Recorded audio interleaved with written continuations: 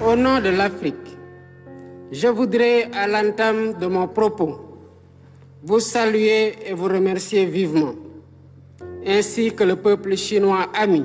Je tiens à affirmer l'attachement ferme du Sénégal à la coopération Chine-Afrique, inspirée par nos valeurs communes d'égale dignité des cultures et des civilisations, d'avantages mutuellement bénéfiques et de solidarité agissante.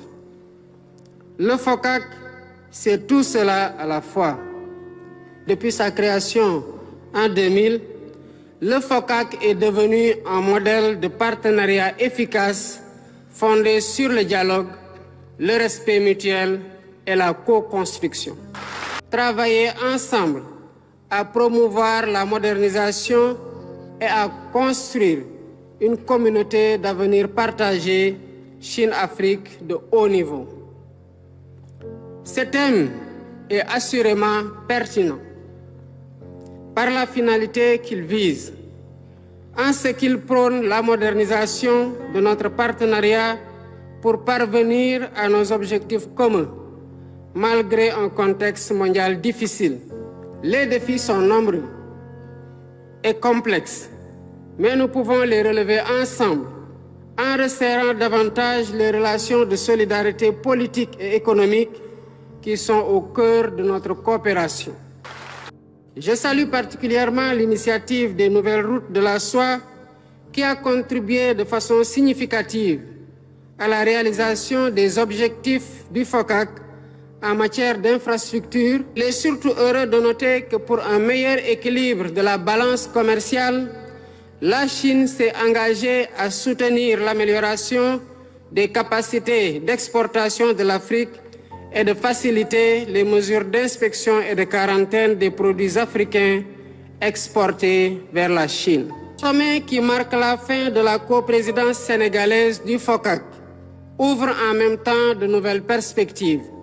Avec la déclaration et le plan d'action 2025-2027, dont la mise en œuvre contribuera sans doute à la consolidation de nos acquis au bénéfice de nos peuples respectifs. Dans cet esprit, je propose que la feuille de route du sommet accorde une attention particulière aux priorités suivantes. Premièrement, poursuivre et accélérer la modernisation et le développement de l'agriculture pour éradiquer la pauvreté et atteindre la souveraineté alimentaire. Deuxièmement, continuer l'élan de mobilisation des financements, y compris l'investissement privé, pour mieux soutenir les infrastructures de base qui stimulent la croissance, favorisent la création d'emplois et autres activités génératrices de revenus et contribuent à améliorer la qualité de vie.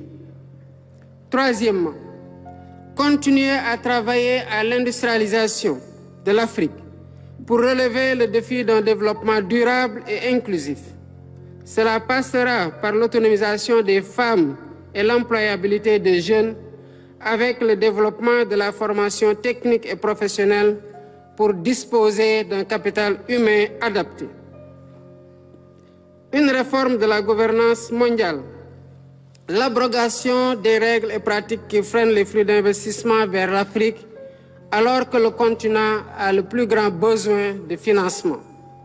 Enfin, la lutte contre les changements climatiques et une transition énergétique juste et équitable pour satisfaire les besoins africains d'industrialisation. Quatrièmement, investir davantage dans la digitalisation par le renforcement des infrastructures numériques, l'innovation et le soutien à l'industrie créative des jeunes, notamment les start-up dans leurs différentes applications.